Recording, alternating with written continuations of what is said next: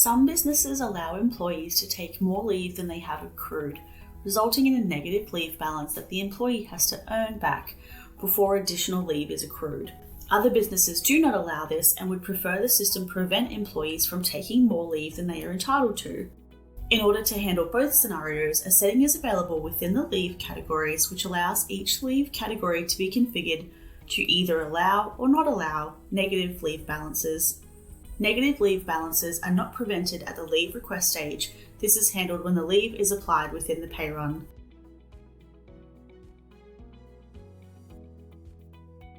First, you need to enable the setting in the leave categories.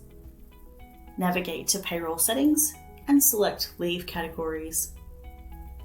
Choose the leave category you wish to apply this new setting to. Tick the box to prevent negative leave balances.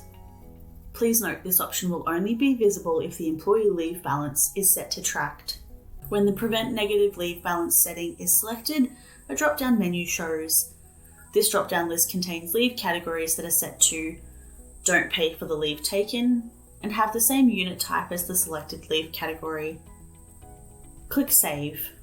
Leave without pay will automatically be applied to any leave that exceeds the available leave balance at the time the pay run is processed when the Prevent Negative Leave Balance setting is enabled. The linked unpaid leave category cannot be deleted when it is linked to another leave category.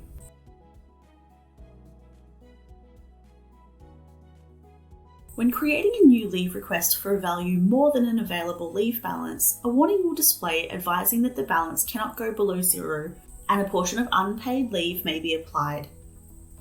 There is a traffic light system that indicates whether there is enough leave to cover the request.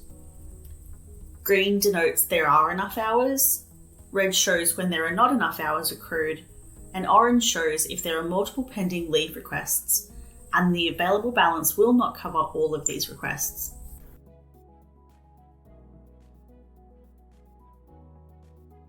When you create a pay run and have leave requests that fall within that pay period, the Leave Requests tab displays at the top of the page, listing details of each request.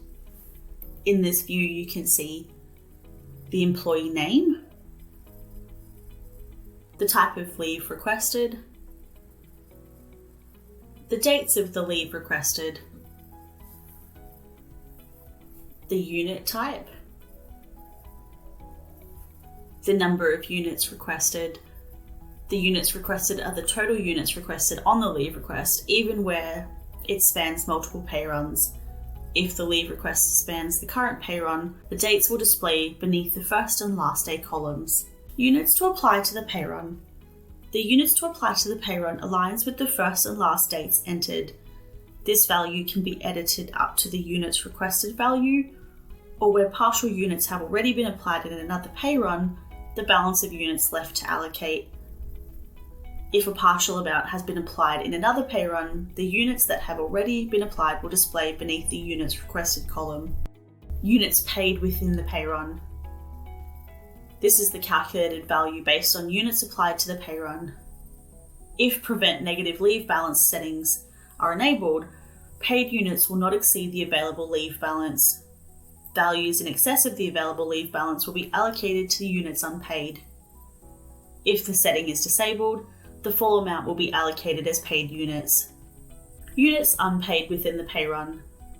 This is calculated again based on the units applied to the pay run. If the Prevent Negative Leave Balance setting is enabled, unpaid units will be the balance of the units applied that exceed the available leave balance.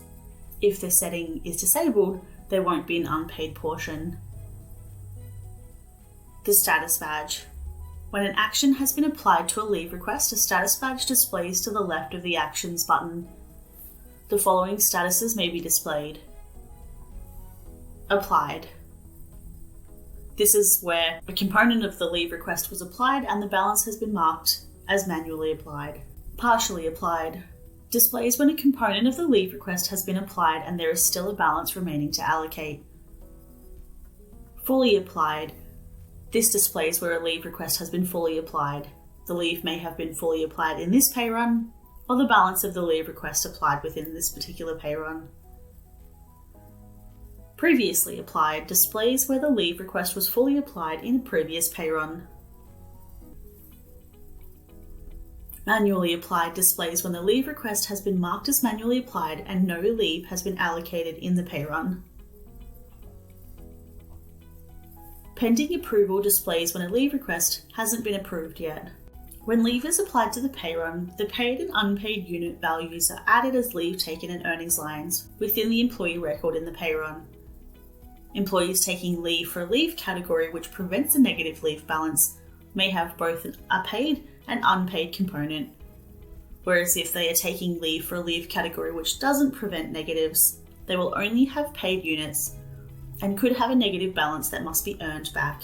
Please note where an employee is set to accrue leave based on hours worked or leave is applied via a timesheet, the leave accrual for the current pay run is excluded from the available balance for the purpose of applying the units paid and units unpaid.